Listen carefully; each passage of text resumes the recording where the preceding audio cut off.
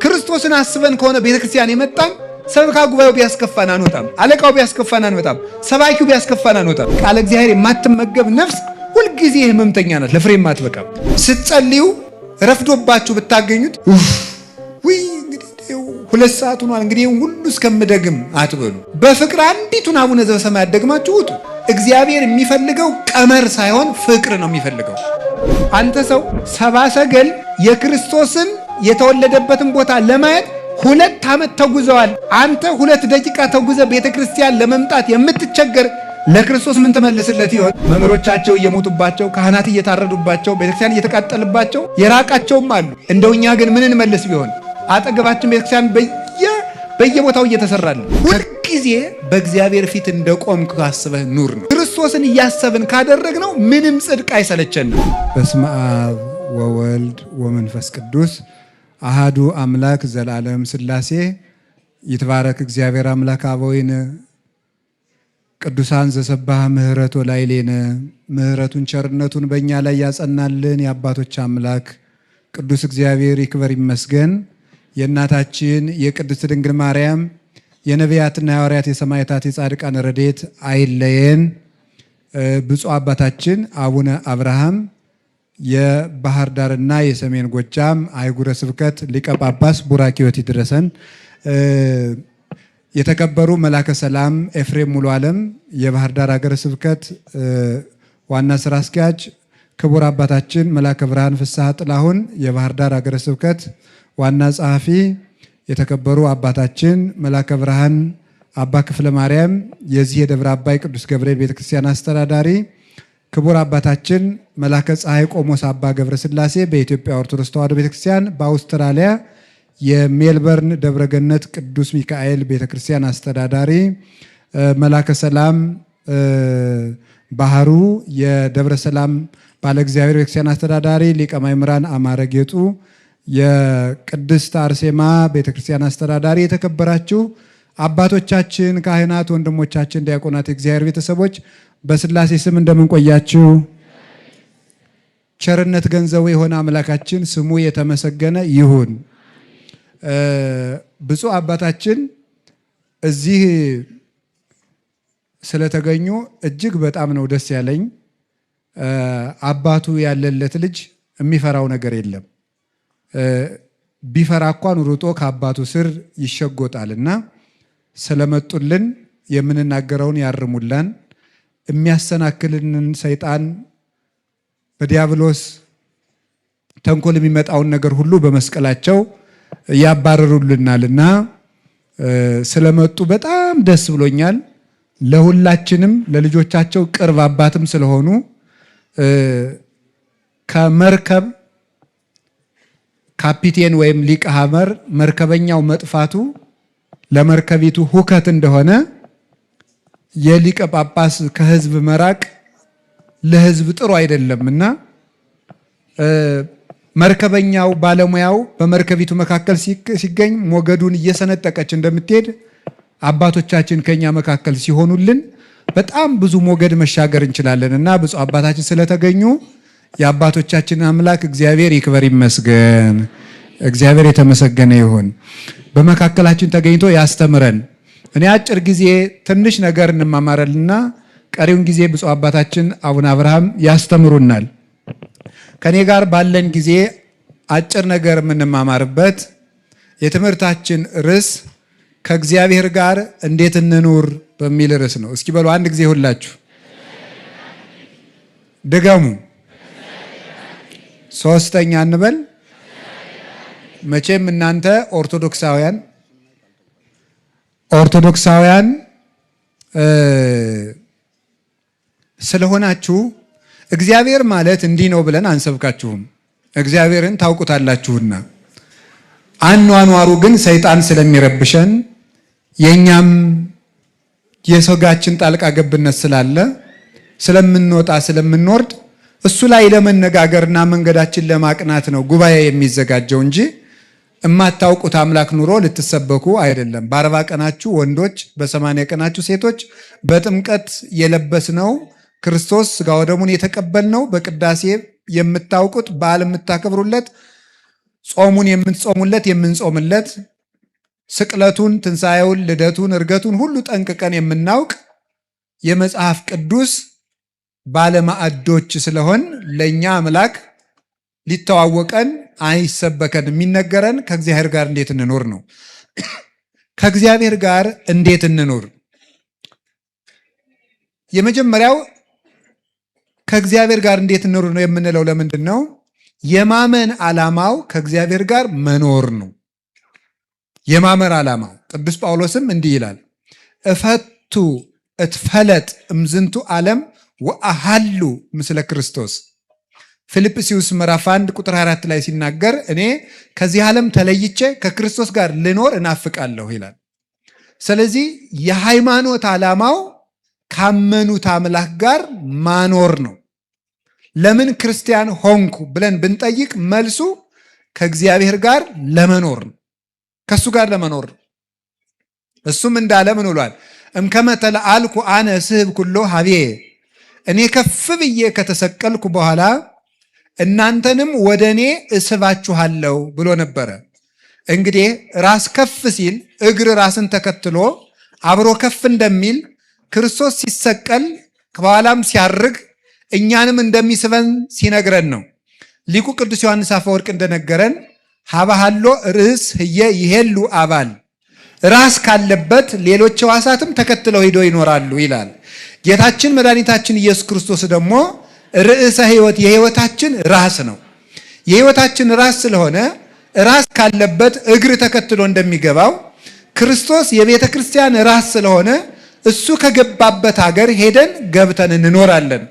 የተሰበሰብንበት ዓላማ የምንጸልይበት፣ የምንጾምበት፣ የምንሰግድበት፣ የምንታረቅበት፣ ፍቅርን ገንዘብ የምናደርግበት፣ በጎ ስራ የምንሰራበት፣ የምንመጸውትበት፣ ትህርምትን ገንዘብ የምናደርግበት፣ ክርስቲያን ሆነን የምንኖርበት ዋናው ነገር ክርስቶስ ካለበት ለመግባት ከክርስቶስ ጋር ለመኖር ነው።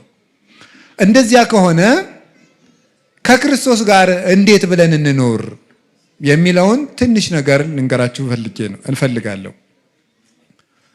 ከእግዚአብሔር ጋር ለመኖር መጀመሪያ የምናደርገው ምንድን ነው ስትሉኝ፣ ከእግዚአብሔር ጋር ለመኖር እግዚአብሔርን ሁልጊዜ ማየት ነው።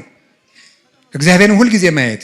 መዝሙረ ዳዊት መዝሙር 15 ላይ ሲናገር ዘልፈ ርእዮ ለእግዚአብሔር እስመ በየማንየ ውእቱ ከመ ኢይትሐወክ፣ እግዚአብሔርን ሁልጊዜ አየዋለሁ ይላል። ከእግዚአብሔር ጋር ለመኖር ሁልጊዜ እግዚአብሔርን ማየት፣ ሲተኙ እግዚአብሔርን ማየት፣ ሲነሱ እግዚአብሔርን እያዩ መነሳት፣ ሲናገሩ እግዚአብሔርን እያዩ መናገር፣ ሲሰሩ እግዚአብሔርን እያሰቡ እያዩ መስራት፣ ሲነግዱ እግዚአብሔርን እያዩ መነገድ፣ ሲመክሩ እግዚአብሔርን እያዩ መምከር፣ ሲወስኑ እግዚአብሔርን እያዩ መወሰን፣ እግዚአብሔርን ፊት ለፊት ማድረግ ከእግዚአብሔር ጋር የመኖር የመጀመሪያው መንገድ ነው።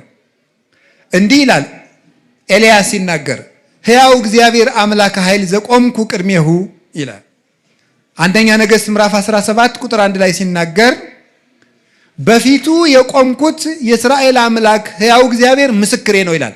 በፊቱ የቆምኩት፣ ልብ በሉ፣ የት ሆኖ የሚናገር? እስራኤል ቀርሜሎስ ተራራ ላይ ሆኖ በፊቱ የቆምኩት እግዚአብሔር ይላል። ፊት ለፊቱ ዳኛ ፊት እንደቆመ ሆኖ ነው እግዚአብሔርን የሚያስበው። በፊቱ የቆምኩት። በዚህ 3 ዓመት ውስጥ ዝናብ ጠብ አይልም ማለት። ዝናቡ ሊዘንብ ሲል ደግሞ አብዩድ የሚባል ሰው ኤልያስን ጠፍቶ ሰንብቶ ሲያገኘው ሕያው እግዚአብሔርን ለአካብ እገለጣለሁ፣ ከቆምኩበት ቦታ አልንቀሳቀስም፣ ሕያው እግዚአብሔር አምላከ ኃይል ዘቆምኩ ቅድሜሁ ከማስተሪ ለአካብ እንድገለጥ በፊቱ የቆምኩት ሕያው እግዚአብሔር ያውቃል ይላል። ስለዚህ በፊታችን እግዚአብሔርን ካለ እግዚአብሔርን መፍራት ይሏችኋል እሱ ነው። ሁልጊዜ በእግዚአብሔር ፊት እንደቆምክ አስበህ ኑር ነው። እግዚአብሔርን ሁልጊዜ እየው። በፊት እንዲያውም በፊቴ ነው አየዋለሁ፣ ቅድሜ ውእቱ፣ እግዚአብሔር በፊቴ ነው የሚለውን ሊቃውንት ሲተረጉሙት ምን ብለው ይተረጉማሉ? በፊት ያለ እንዳይረሳ አረሳውም ሲል ነው ይላል። በኋላ ያለ ይረሳል፣ ፊት ለፊት ያለ ግን አይረሳም። እግዚአብሔርን እያዩ መኖር እንዴት ትልቅነት መሰላችሁ! አንዳንድ ጊዜ ሰይጣን ህሊናችን፣ አንዳንድ ጊዜ ልባችን ዘወር ሲያደርገው ነው መበደል የምንጀምረው። እኔም እናንተም ፍርሃትም የሚመጣው አይናችን ከእግዚአብሔር ነቀል ብሎ ዘወር ሲል ነው። ቅዱስ ጴጥሮስ ጌታ በባህር ላይ ሲሄድ አይቶት እኔም እንዳንተ በባህር ላይ ልምጣ አዘዘኝ አለው። ና አለው። ትንሽ እንደተራመደ ወጀብ ሲነሳ ከክርስቶስ ላይ አይኑን አንስቶ ነፋሱ ላይ መጣል ሲጀምር ነፋሱ ከፍ ማለት ጀመረ ይላል። አይናችን ከእግዚአብሔር ዘወር ሲል ምን ይሆናል? እዚህ ቤተክርስቲያን ላይ ታያላችሁ አይደል? እዚህም አለ አይደል? መቃረቢያ ቢሆንም ጣራው ላይ ይኖራል ብዬ ገምታለሁ። አለ የሰጎን እንቁላል አለ እዚህ የለውም? በቃ ግድ የለም። ይሄ ለስብከተ ወንጌል አዳራሽ ስለተሰራ ያስኪያልቅ ነው። ችግር የለም፣ ሲያልቅ ይደረጋል። የሰጎን እንቁላል ሰጎን እንቁላሏን ትክ ብላን የምታየው አይኗን ከነቀለች እንቁላሏ ይበላሻል ይላሉ። እና ቤተክርስቲያን ላይ ስትወጡ ጉልላቱ ላይ እንቁላል የሚመስል ነገር አለ፣ ወፍ የምትመስል ትክ ብላ እያየችው። እግዚአብሔርም እኛን ማየት ቢያቆም እንጠፋለን። ደግሞ መልሰን ደግሞ ሰጎን እንቁላሏ ላይ አይኗን እንደማትነቅል ክርስቲያኖችም የክርስቶስ መስቀል ላይ አይናቸውን መንቀል የለባቸውም። ያን እያሰቡ ሲኖሩ ፍርሃቱም ጭንቀቱም ያምን እንደ ቅዱስ ዳዊት መጥቶ ሳኦል ሊገልህ ነው እንዲህ ነው ሲሉም ምንተ ትብልዋ ለነፍሴ በእግዚአብሔር ተወከልኩ፣ እግዚአብሔር ፊት ቆሜያለሁ፣ በእግዚአብሔር ታምኛለሁ፣ ሰውነቴን ምን አድርጊ ነው የምትሏት አለ። እግዚአብሔርን የሚያይ ሰው ነፋስ አይታየው፣ እሳት አይታየው፣ ለቅዱስ ጊዮርጊስ ሰይፍ አይታየው፣ መንኮራኩር አይታየው፣ መንኮራኩሩን አልፎ ክርስቶስ ይታየዋል። ለቅዱስ መርቆሬዎስ የሚጠበስበትን ብረት ምጣድ አልፎ ክርስቶስ ይታየዋል። ለእነ አቡነ ተክለ ሃይማኖት፣ ለእነ አቡነ ገብረ መንፈስ ቅዱስ እንደዚያ ናቸው። ገንዘብን አልፋችሁ ክርስቶስን ማየት ብትፈልጉ መጀመሪያ አይናችሁ ከክርስቶስ ላይ አለመነቀል ነው። ያንን ነው እግዚአብሔር ጋር ለመኖር መጀመሪያ እግዚአብሔርን እያየን መኖር ነው። ሁለተኛ ከእግዚአብሔር ጋር ለመኖር እንዴት ብለን እንኖር ብትሉኝ እግዚአብሔርን እንደ ክፉ ዳኛ እንዳይቀጣን ፈርተን ሳይሆን እንደ አባት እየናፈቅን መኖር አለብን። እግዚአብሔር ለምሳሌ አንዳንድ ሰው ሳይጸልይ ካልጸለይኩ እኔ አይቀናኝም ብዙ ጊዜ፣ ስለዚህ ጥሩ ቀኔ እንዳይበላሽ መጸለይ ያለብኝ ይላል። ምን ይባል? በነገራችሁ ላይ የሚጸድቁ ክርስቲያኖች ራሱ ከሶስት ይከፈላሉ። ተመስገን እንደው ከሶስቱም አድርጎ ያጽድቀን ብቻ። አንደኞቹ ምን ይባላሉ? ልጆች ይባላሉ። ምን ይባላሉ? ልጆች ይባላሉ። ሁለተኞቹ ደግሞ ልጆች ናቸው፣ ወዳጆች ይባላሉ። ሶስተኞቹ ደግሞ ሰራተኞች ይባላሉ፣ ባሮች። እነዚህ ልጆች የሚባሉት ቅርብ ጻድቃን ናቸው። ወዳጆች ደግሞ የሚባሉት ደግሞ እንደው በንስሐ የተመለሱት ናቸው። ሰራተኞች የሚባሉት ግን ደመወዝን የሚፈልጉት አይደል? እግዚአብሔር ወይ ሲኦል እንዳይከተን ወይ ገነት እንዲያስገባን ብለው ትንሽ ጽድቅ የሚሰሩ ናቸው። ተመስገን ሰራተኛ ሙነን ያጽድቀን ብቻ ይማረን እንጂ እንደው ግን ልጅ ስንሆን ነው የሚያምርብን። ምንደኛ ስንሆን አያምርብንም፣ ልጅ ስንሆን ነው። እና እግዚአብሔርን ሲኦል እንዳይከተኝ እግዚአብሔር ገሃነም እንዳይጠለኝ እንዲህ ያልን ሳይሆን እግዚአብሔር እየጠማን ሲሆን ነው። እየጠማን እንደውም ልንገራችሁ፣ ሰው እየጾመ እግዚአብሔር ላይኖር ይችላል። ሰው እየጸለየ እግዚአብሔር ላይሆን ይችላል። ሰው እየሰገደ እግዚአብሔር ላይሆን ይችላል። ለምን? ክርስትና ተግባር ብቻ ሳይሆን ፍቅር ነው። ድርጊት አይደለም። ጉዳይን አከናውኖ መሮጥ አይደለም።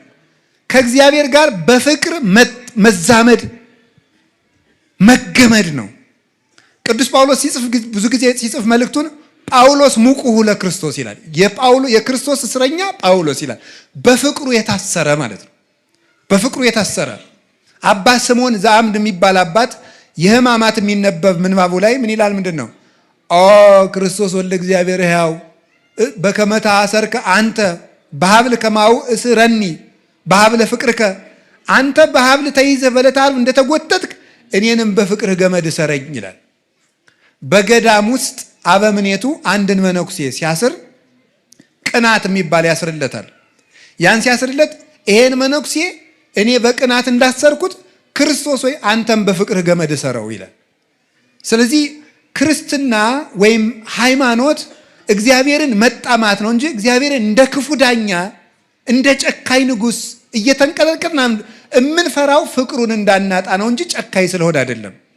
ስለዚህ ምን አለ ቅዱስ ዳዊት? ከማያፈቅር ኃየል ሀባን ቂተማት ማያት ከማሁ ታፈቅር ነፍሴ ሀበ እግዚአብሔር አምላኬ።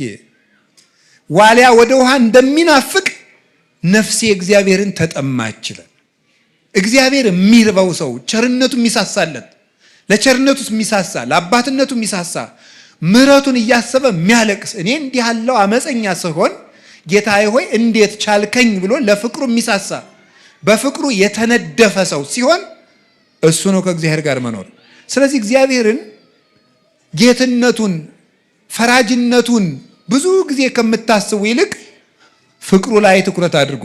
ፍቅር ጉልበት አለውና ዳኝነቱንም ማሰብ ይገባል። እግዚአብሔር መቀለጃ አይደለምና የሆነው ሆኖ ግን ፍቅሩ ስቦ ከሱ ያደርሰናል። ስለዚህ እግዚአብሔር ቤተሰቦች ከእግዚአብሔር ጋር ለመኖር ምን እናድርግ ስትሉ ግዴታ ሆኖብን አንድ ነገር አናድርግ። ምን ሆኖብን እናድርግ? ፍቅር ሆኖብን። ስትጸልዩ ረፍዶባችሁ ብታገኙት ውይ እንግዲህ 2 ሰዓት ሆኗል እንግዲህ ሁሉ እስከምደግም አትበሉ። በፍቅር አንዲቱን አቡነ ዘበሰማያት ደግማችሁ ውጡ። እግዚአብሔር በፍቅር የምትሆን ነገር ይሄን ደግሞ ጸሎት ለማሳጠር አትጠቀሙበት። መጠቀም ያለብን እግዚአብሔር የሚፈልገው ቀመር ሳይሆን ፍቅር ነው የሚፈልገው። ፍቅር ይቀድማል። የሕግ መጀመሪያ ምንድነው ብሎ አንድ ሕግ አዋቂ ሰው ጌታን ቢጠይቀው እግዚአብሔርን ከሁሉ አስቀድመህ ውደደው ነው ያለው። እግዚአብሔር ምንድነው ከኛ የሚፈልገው? እንድንወደው ብቻ። እንድንወደው የሚፈልገው ምን እንድንሰጠው ነው? ምንም እንድንሰጠው አይደለም። ጸጋውን ለመቀበል እኛ እንደሚወደን እርግጠኛ የሆነ ልብ እንዲኖረን ብቻ ነው እግዚአብሔር የሚፈልገው። ያንን ነው የሚፈልግ እግዚአብሔር። ስለዚህ ከእግዚአብሔር ጋር ለመኖር ሁለተኛ እየሳሳን እንጂ እንደ ክፉ ንጉሥ እየተጨነቅን አይደለም መኖር ያለብን። ይህ ሁለተኛው ነው። ሶስተኛው ከእግዚአብሔር ጋር ለመኖር ምን ሆነን እንኖር? ስራ ስንሰራ ጽድቅና ኩነኔን ተመሳሳይ ነው። በርግጥ ጽድቅና ኩነኔን ራይት ኤክስ እያልን ሕግን ለመፈጸም ሳይሆን ክርስቶስን እያሰብን እናድርገው። አሁን ደግሞ እያሰቡ ማድረግ ምን ማለት ይመስላችኋል? ለምሳሌ የሰበካ ጉባኤ አባል ክፍያ ብትከፍሉ ካልከፈልኩ በወልድ ክርስትና ያነሱልኝም ብሞት አይፈቱኝም ብላችሁ አይደለም መስጠት ያለባችሁ። ክርስቶስን ለክርስቶስ እንዴት መታደሌ ነው። አሁን እስኪ አሁን የአንዲት ሀገር ንጉሥ መጥቶ ከአንዲት ድሃ ቤት ዛሬ ምሳ የምበላው ከአንቺ ቤት ነው ቢል ወይ መከራዬ ደግሞ እኔ ቤት ሊመጣብኝ ነው የምትለው? እንዴት ቢወደኝ ነው የምትለው?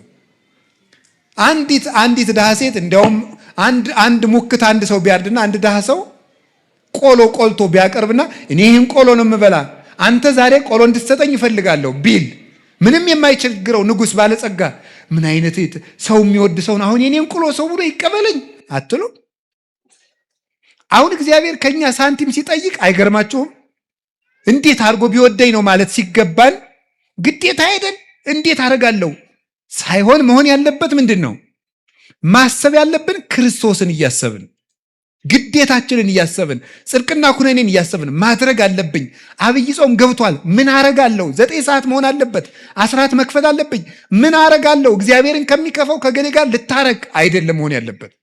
መሆን ያለበት እግዚአብሔርን እያሰብን እወ ስራዩ ይሰሪ ለክሙ እወ ህድጉ ያድግ ለክሙ።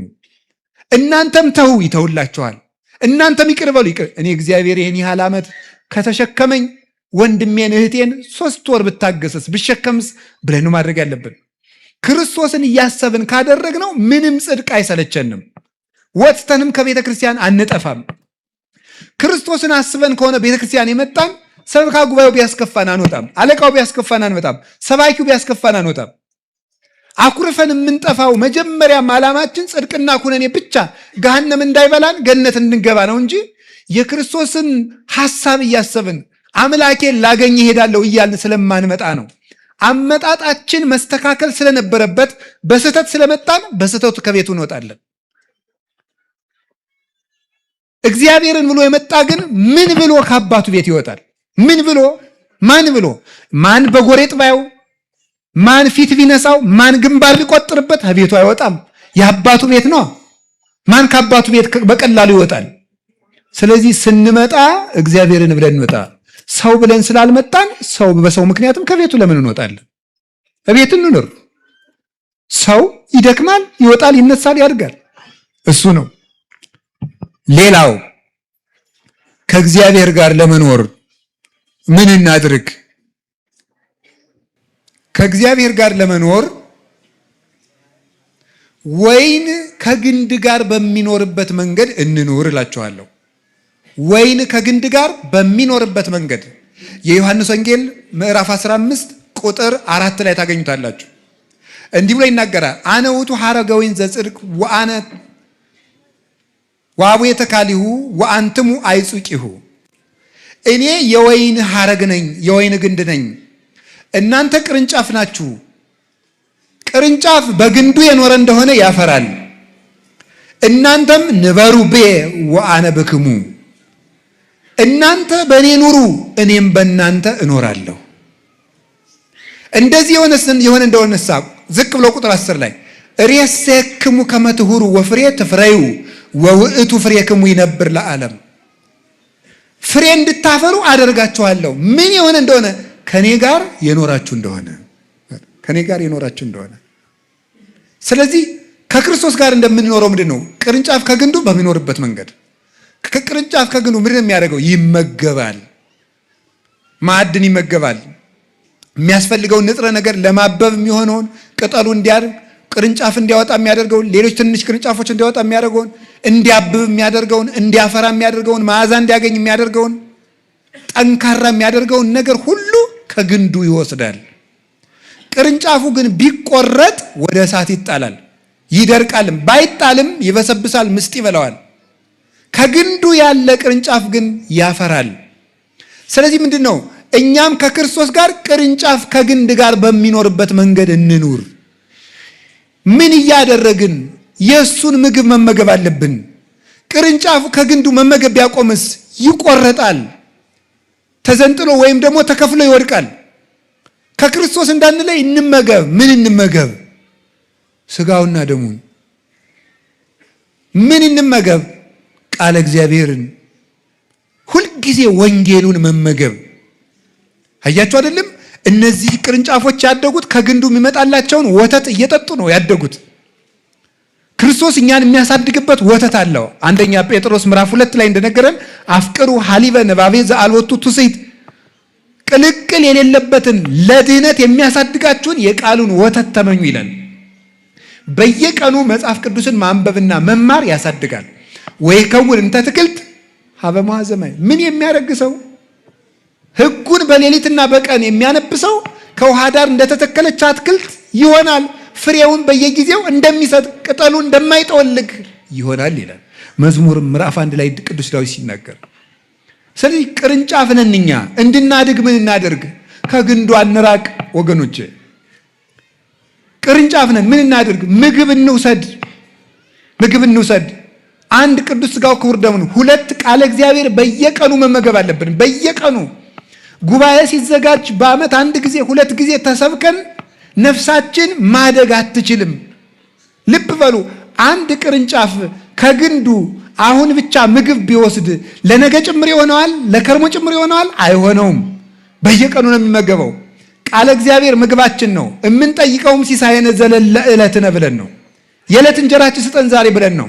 በየቀኑ 1 ምዕራፍ መጽሐፍ ቅዱስ ቢያንስ እስኪ አንብቡ፣ እንማር። ሁል ጊዜ ሲሲታነ ነፍስ ቃላቲሁ ለእግዚአብሔር እስመ ቃለ እግዚአብሔር ሲሳይ ዘበአማን ውእቱ።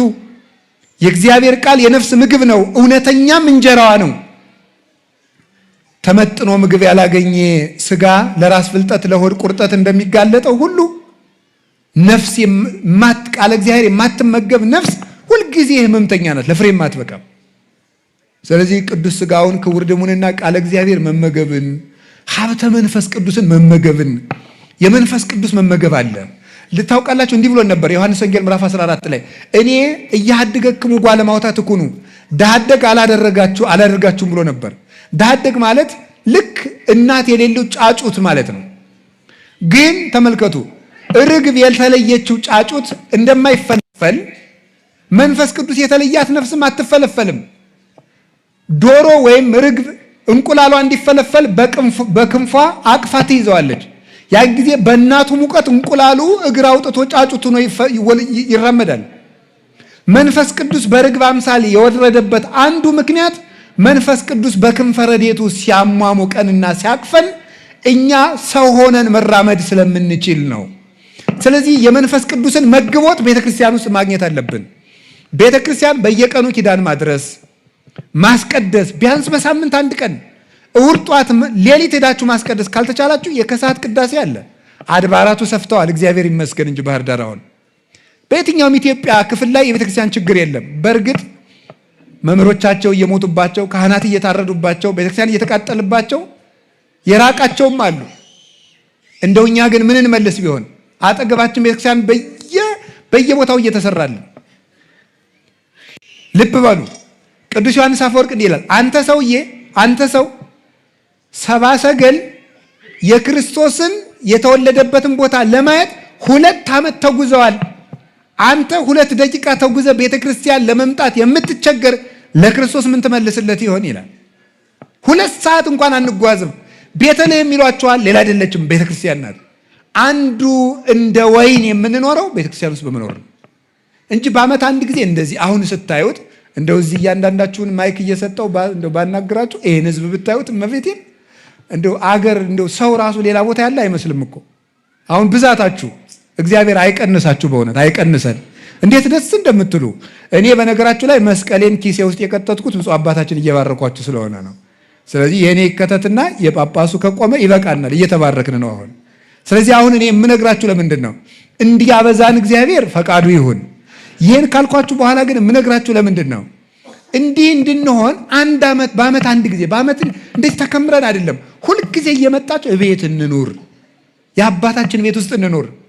እግዚአብሔር ጋር ለመኖር እንደሱ ነው። ሁለተኛስ ሕዋሳት ከአካል ጋር በሚኖሩበት መንገድ ከእግዚአብሔር ጋር እንኖር። እስኪ ሕዋሳት ከአካል ጋር በሚኖሩበት መንገድ በሉ። ከማን ጋር በሚኖሩበት መንገድ? አቤት፣ ከአካል ጋር። ሕዋሳት ለምሳሌ እስኪ አንድ ጣት ውሰዱ፣ አውጡ። አንድ ጣት ትንሿን አውጧት። ይሄ ቆይ የሚለውን እንዳታወጡት፣ ትንሹን ነው ማውጣት። ትንሿን አውጣት። በጣም ጥሩ። አሁን እቺ ጣት ምን ትባላለች? እቺ ጣት አጠቃላይ ከእግር ጋር ተጨምራ ምን ትባላለች? ሰው በሉ። እሺ ቆርጠን ብንጥላት አሁን እኔ እንደዚህ ብዬ ከነጣት ይሰድ ሰው መጣ ይባላል አይደል? እስቲ ሰው መጣ በሉ። ጥሩ።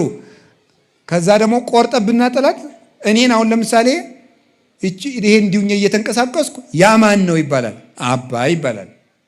ከዛ ደግሞ ተቆርጠ የማን ቆራጣጣት ነው የሚባለው ማለት ነው።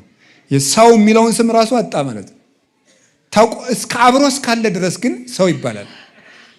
ስለዚህ ምን ማለት ይመስላችኋል? ይሄ ቤተ ክርስቲያን የክርስቶስ አካል ናት። ኤፌሶን ምዕራፍ 1 ቁጥር 23 ላይ ዘውቱ ርዕሰ ለቤተ ክርስቲያን እንተ ይእቲ ሥጋሁ፣ እሱም የቤተ ክርስቲያን ራሷ ነው፣ እሷ ደግሞ አካሉ ናት። እኛሳ ሕዋሳቶቿ ነን። የማን?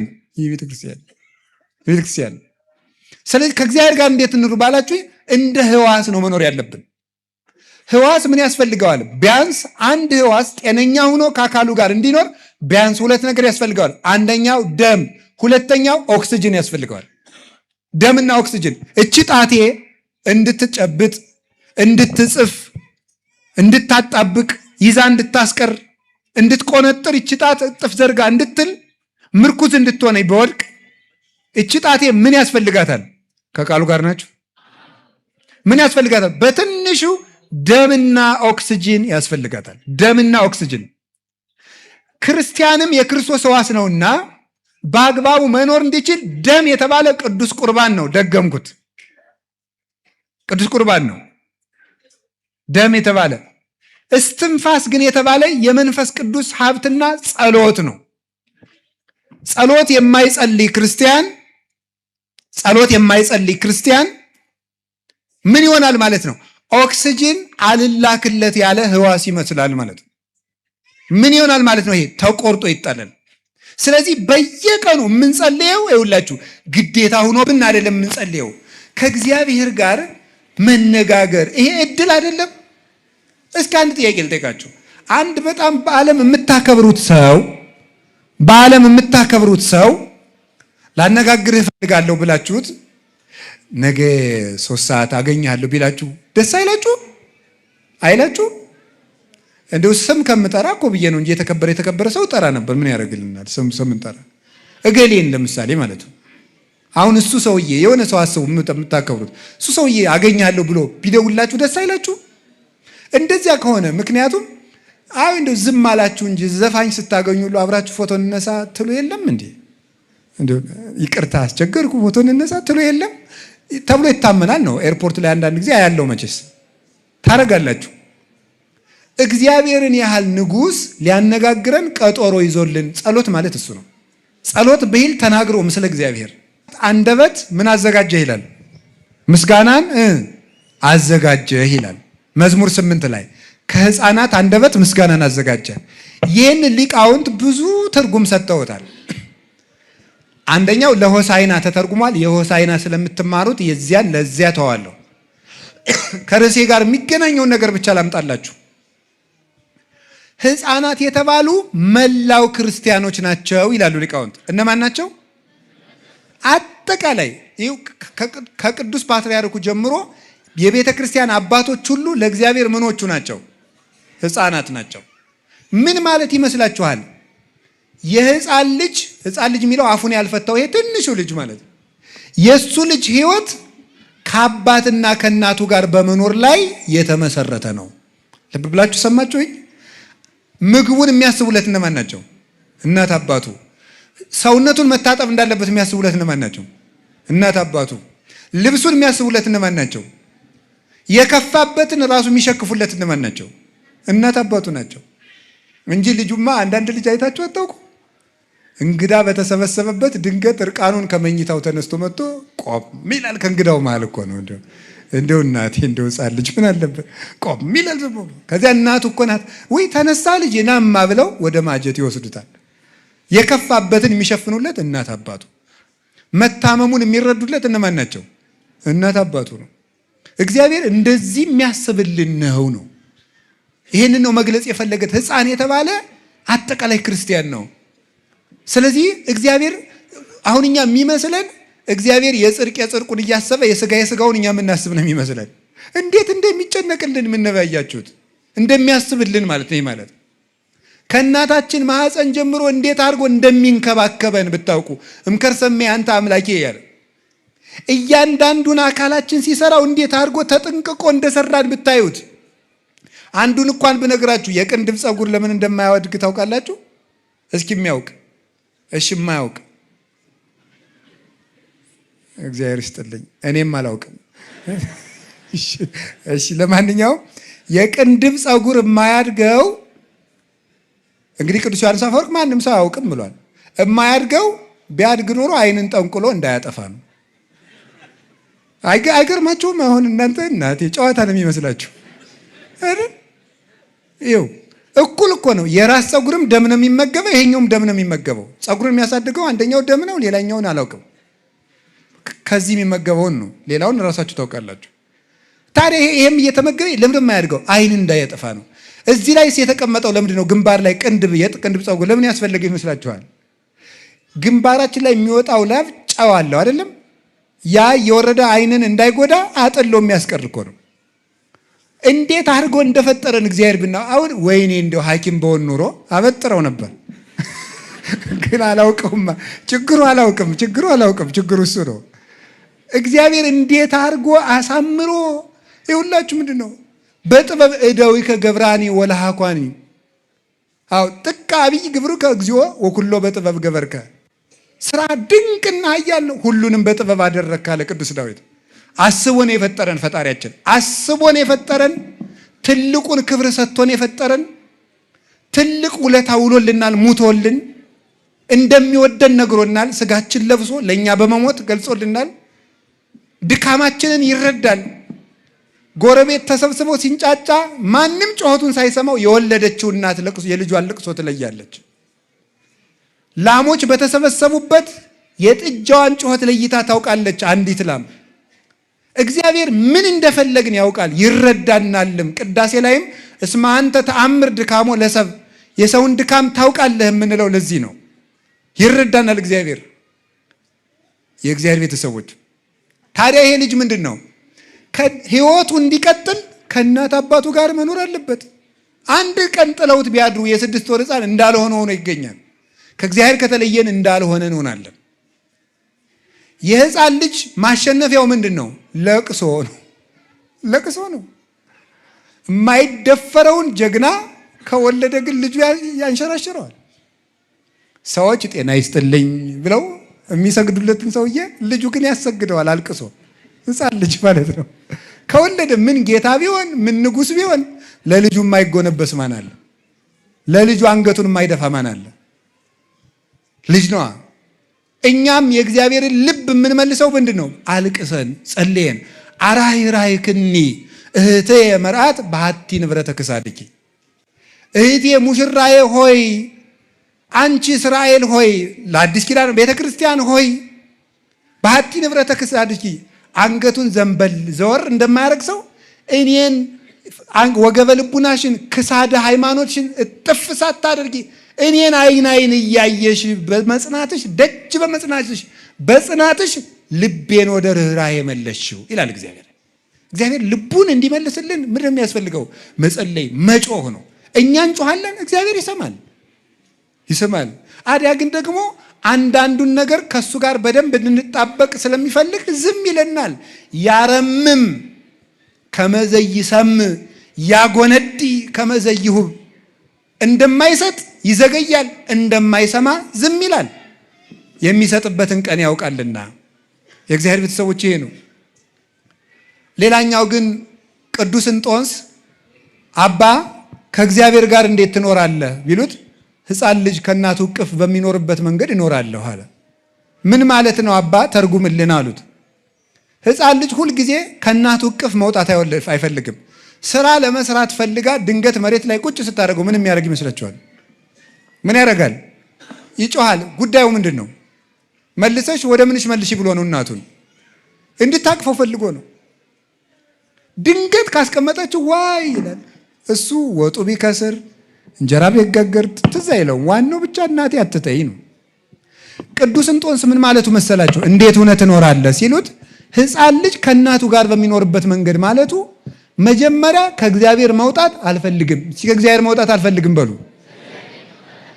ድገሙ። ድንገት ከወረድኩ ደግሞ ቶሎ ብዬ ወደሱ መለሳለሁ። እስኪ በሉ፣ ድንገት ከወረድኩ ቶሎ ብዬ ወደ ማን መለሳለሁ አለ? ወደ እግዚአብሔር መለሳለሁ። እንዲያቅፈኝም አለቅሳለሁ ይላል። ቶሎ ብዬ ሮጬ መለሳለሁ ይላል። ሕፃን ልጅ አለ። አንዳንድ ሕፃን ልጅ አይታችሁ አታውቁም? ያለ አቅሙ ይሄድና ከጎረቤት ልጅ ጋር ይጣላል። እስኪ ግጠመኝ፣ ና ግጠመኝ፣ ጎንድልሃለሁ ምናምን ይላል። ሲመጣበት ሮጦ እናቱ ስር ሮጦ አባቱ ስር ነው። አንዳንድ ጊዜ ሰይጣን ወደማይጠቅመን ነገር ወጣ ያረገናል። አንዳንድ ጊዜ ከተቀመጥንበት ሰገነት ያወርደናል። ሁላችንም አሽቶ ይቆረጥመናል። ምን እናድርግ? ባንወርድ ጥሩ ነው። ከእግዚአብሔር ወርደን ከተገኘን ፈጥነን እንመለስ። እጆቹ ለምሕረት የተዘረጉ ናቸው። ማንንም አቅፈው ይቀበላሉ። በዕለተ ዓርብ የዘረጋቸው እኮ አይሁድ እጆቹን አስገድደውት አይደለም፣ እኛን ለመቀበል ለምሕረት የተዘጋጀ እጅ እንዳለው ሲነግረን ነው እንጂ። ስለዚህ እግዚአብሔር እንደ ሁላችንንም ሲሆን እንዳንወርድ ይጠብቀን፣ ከወረድን ደግሞ ፈጥኖ ያንሳን። መድኃኔዓለም ይቆየኝ። ስብሐት ለእግዚአብሔር።